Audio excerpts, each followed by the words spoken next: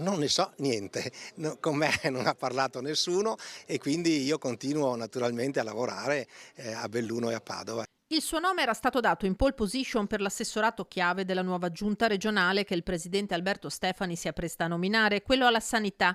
Ma Giuseppe Dalben, direttore generale dell'azienda ospedale di Padova e attuale commissario dell'Ulsuno Dolomiti, risolve il tema con un sorriso e aggiunge: Penso sia una notizia completamente priva di fondamento, non mi scompongo nel senso che continuo a lavorare sia su Padova che su Belluno, concentrato su quelli che sono i progetti importanti che si stanno sviluppando su Padova e Belluno.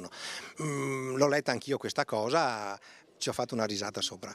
Dalben si chiama dunque fuori da una squadra che tuttavia sarebbe già pronta all'80%, come ha assicurato lo stesso Stefani al Ring. Sarà una giunta rinnovata al 100% o 90%? Io credo che non si debba per forza cambiare sempre il mondo dall'inizio alla fine. Credo sia assolutamente fondamentale anche valorizzare l'esperienza amministrativa e fare un giusto, come possiamo dire, un giusto accordo tra esperienza, innovazione. Come dire, oltre a Valeria Mantovan, anche Francesco Calzavara, delega delicata come quella del bilancio, è vicino alla riconferma. D'altronde sono gli unici volti che potrebbero risiedere a Palazzo Balbi, visto il limite dei mandati agli assessori, tema già caldo prima del voto. Io sul terzo mandato sono sempre stato d'accordo, ho fatto la proposta di legge in Parlamento, l'ho ribadita pubblicamente più volte sia sugli assessori che sul Presidente, però sono scelte della coalizione ovviamente.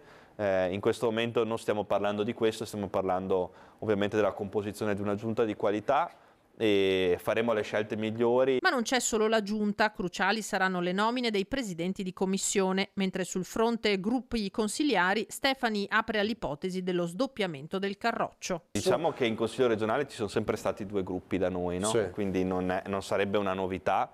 Ma a lei piacerebbe? Faremo le valutazioni con i consiglieri eletti, sicuramente faremo anche delle scelte di prospettiva.